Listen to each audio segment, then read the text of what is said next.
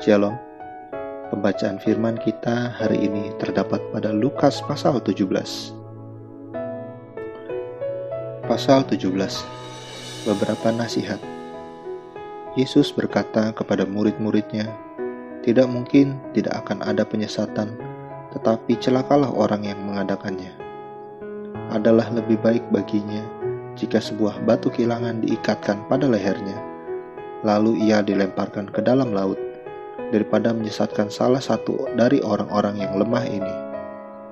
Jagalah dirimu, jikalau saudaramu berbuat dosa, tegurlah dia, dan jikalau ia menyesal, ampunilah dia. Bahkan jikalau ia berbuat dosa terhadap engkau 7 kali sehari, dan 7 kali ia kembali kepadamu dan berkata, 'Aku menyesal,' engkau harus mengampuni dia." Lalu kata rasul-rasul itu kepada Tuhan, "Tambahkanlah iman kami." Jawab Tuhan, "Kalau sekiranya kamu mempunyai iman sebesar biji sesawi saja, kamu dapat berkata kepada pohon ara ini, 'Terbantunlah engkau dan tertanamlah di dalam laut,' dan ia akan taat kepadamu." Tuan dan hamba. Siapa di antara kamu yang mempunyai seorang hamba yang membajak atau mengembalakan ternak baginya, akan berkata kepada hamba itu setelah ia pulang dari ladang, "Mari segera makan." Bukankah sebaliknya ia akan berkata kepada hamba itu, "Sediakanlah makananku, ikatlah pinggangmu dan layanilah aku sampai selesai, aku makan dan minum. Dan sesudah itu engkau boleh makan dan minum." Adakah ia berterima kasih kepada hamba itu, karena hamba itu telah melakukan apa yang ditugaskan kepadanya? Demikian jugalah kamu. Apabila kamu telah melakukan segala sesuatu yang ditugaskan kepadamu, hendaklah kamu berkata, "Kami adalah hamba-hamba yang tidak berguna. Kami hanya melakukan apa yang kami harus lakukan." Ke-10 orang kusta. Dalam perjalanannya ke Yerusalem, Yesus menyusur perbatasan Samaria dan Galilea. Ketika ia memasuki suatu desa, datanglah 10 orang kusta menemui dia. Mereka tinggal berdiri agak jauh dan berteriak, "Yesus, Guru, kasihanilah kami." Lalu ia memandang mereka dan berkata, "Pergilah, perlihatkanlah dirimu kepada imam-imam." Dan sementara mereka di tengah jalan, mereka menjadi tahir.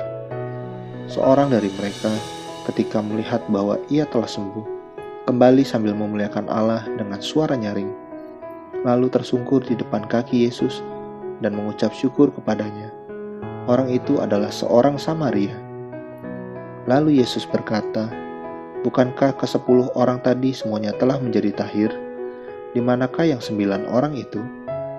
Tidak adakah di antara mereka yang kembali untuk memuliakan Allah selain daripada orang asing ini?" Lalu ia berkata kepada orang itu, "Berdirilah dan pergilah, imanmu telah menyelamatkan engkau." Kedatangan kerajaan Allah. Atas pertanyaan orang-orang Farisi, apabila kerajaan Allah akan datang, Yesus menjawab katanya, "Kerajaan Allah datang tanpa tanda-tanda lahiriah. Juga orang tidak dapat mengatakan, 'Lihat, ia ada di sini,' atau 'ia ada di sana,' sebab sesungguhnya kerajaan Allah ada di antara kamu." Dan ia berkata kepada murid-muridnya, "Akan datang waktunya kamu ingin melihat satu daripada hari-hari Anak Manusia itu, dan kamu tidak akan melihatnya. Dan orang akan berkata kepadamu, 'Lihat, ia ada di sana. Lihat, ia ada di sini.' Jangan kamu pergi ke situ, jangan kamu ikut. Sebab sama seperti kilat memancar dari ujung langit yang satu ke ujung langit yang lain, demikian pula lah kelak halnya Anak Manusia pada hari kedatangannya. Tetapi ia harus menanggung banyak penderitaan dahulu dan ditolak oleh angkatan ini.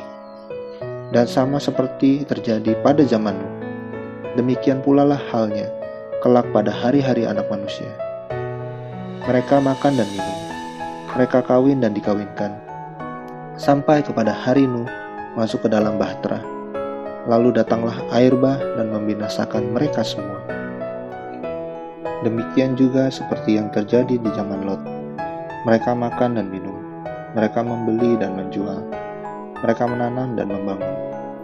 Tetapi pada hari Lot pergi keluar dari Sodom, turunlah hujan api dan hujan belerang dari langit dan membinasakan mereka semua. Demikianlah halnya kelak pada hari di mana Anak Manusia menyatakan dirinya.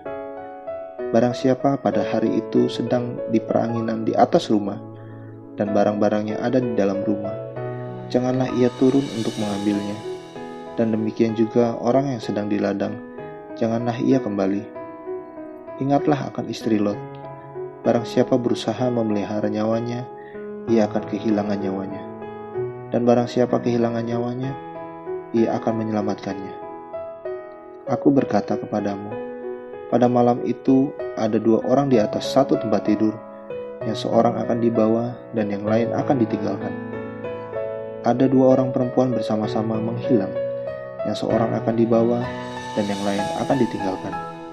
Kalau ada 2 orang di ladang, yang seorang akan dibawa dan yang lain akan ditinggalkan. Kata mereka kepada Yesus, "Di mana Tuhan?" Katanya kepada mereka, "Di mana ada mayat, di situ berkerumun burung nasar." Amin. Terus baca firman-Nya, renungkan dan lakukan dalam kehidupan kita. Tuhan Yesus memberkati.